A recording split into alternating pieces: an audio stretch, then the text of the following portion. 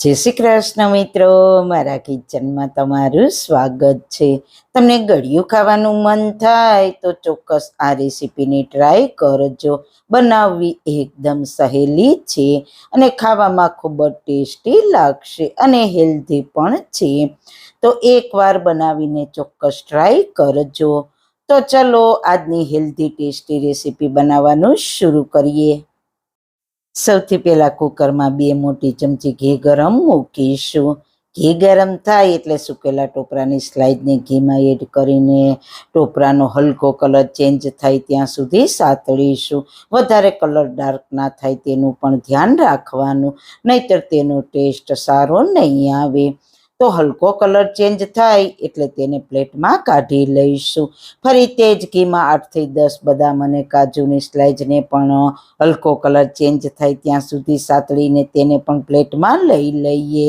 બદામ અને કાજુને ઘીમાં સાતળીને બહાર કાઢીશું, પછી પણ તેનો કલર થોડો ડાર્ક થઈ જશે એટલે વધારે ના સાતળવા દેવા. ફરી તે જ ઘીમાં મેં લીધા છે 1/4 કપ જેટલા મખાના. તો મખાનાને પણ હલકા સાતળી લઈએ. તમને જે ડ્રાયફ્રૂટ પસંદ હોય તે લઈ શકો છો. હવે મખાનાને પણ પ્લેટમાં લઈ લઈએ. ત્યારબાદ કુકરમાં 5 ટેબલ સ્પૂન જેટલું ઘી ગરમ મૂકીશું. ઘી ગરમ થાય એટલે તેમાં 1/4 કપ મગની ફોતરા વગરની દાળ એટલે કે મોગર દાળનો હલકો કલર ચેન્જ થાય ત્યાં સુધી તેને ઘીમાં શેકી લઈએ. દાળ હલકી શેકાઈ જાય પછી તેમાં 3/4 કપ એટલે કે પોણો કપ ઘઉંના દલિયા એડ કરીશું. આ માર્કેટના દલિયા છે. જો તમારી પાસે ઘરના દલિયા હોય તો પણ ચાલે. બંને સામગ્રીને સારી રીતના મિક્સ કરીને સારી રીતના શેકી લઈએ. તમે ફાડા લાપસી તો ઘણીવાર બનાવી હશે, પણ એકવાર આ રીતના થોડું ચેન્જ કરીને બનાવજો. સાચે જ કહું છું, ટેસ્ટ ખૂબ જ સારો આવશે. બહુ જ હેલ્ધી છે. તો એકવાર બનાવશો ને તો વારંવાર બનાવવાનું મન થશે. તમે જુઓ, દલિયા આપણા શેકાઈને ફૂલી ગયા છે. તો તેની ખુશ્બુ પૂરા કિચનમાં લાજવાબ આવે છે. હવે તેમાં 2 કપ નોર્મલ રૂમ ટેમ્પરેચર વાળું પાણી એડ કરીશું. ગરમ પાણી લેવાની કોઈ જ જરૂર નથી. સારી રીતના મિક્સ કરીને ઢાંકણ બંધ કરીને મીડિયમ ગેસની ફ્લેમ પર 2-3 વિસલ કરી લઈએ.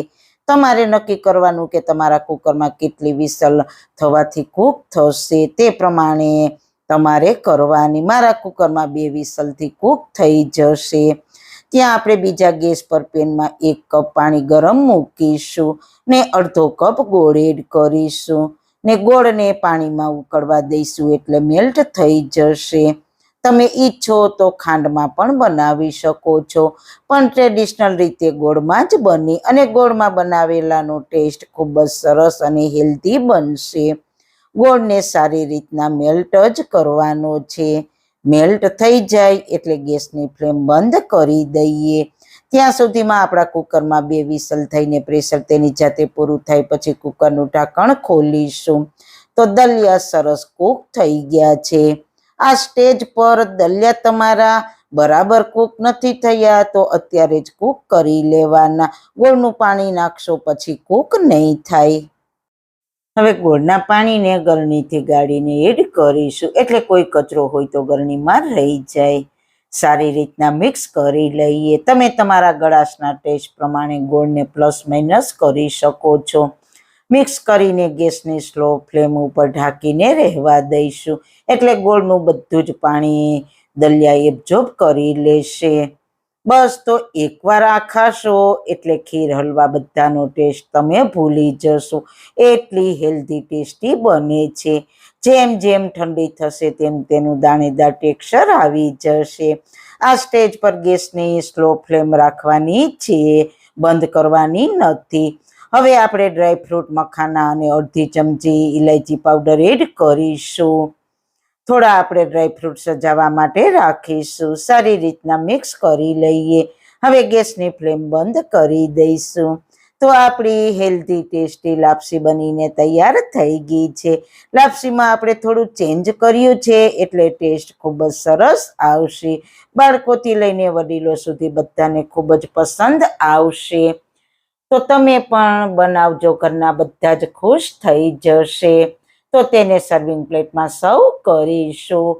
ઉપરથી થોડું ઘી નાખીશું એટલે તેનો ટેસ્ટ લાજવાબ આવશે. તો મિત્રો, તમારા શરીરને એવું ભોજન આપો જેનાથી તે સ્વસ્થ, સક્રિય અને ખુશ રહે. બસ આજના વિડીયોમાં આટલું જ. તો મિત્રો, તમને મારી આજની હેલ્ધી રેસીપી કેવી લાગી? જો સારી લાગી હોય તો તમારા ફ્રેન્ડ્સ, ફેમિલીમાં શેર કરજો. ને ચેનલ પર નવા છો તો પ્લીઝ ચેનલને સબસ્ક્રાઈબ કરવાનું બિલકુલ ના ભૂલતા. ફરી મળીશું એક નવી જ રેસીપી સાથે, નવી વાતો સાથે. ત્યાં સુધી બધાને મારા જય શ્રી કૃષ્ણ.